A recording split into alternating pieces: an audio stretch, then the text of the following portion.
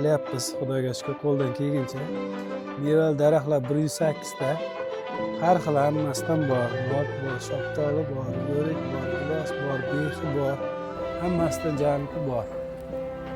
O'zim qarab shu dam olib, mazza qilib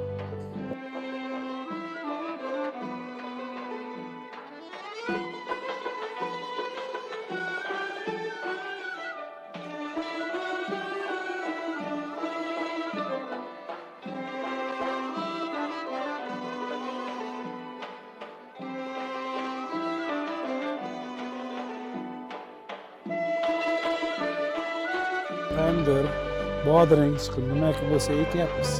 Oqoltin tumani Yangihayot mahallamizda ham 10 gektarga yaqin tomorqa mavjud bo'lib, bundan fuqarolarimizni har bir xonadonda 7lik bilan bir o'rganganimizda har bir xonadon tomorqalardan samarali foydalanayotganligi, bolg'or qalampiri, pomidori, kartoshkalarga yerlar tayyorlab, mana hozirgi kunda kartoshkalarni ekib 80% kartoshkalarni ekib bo'ldi.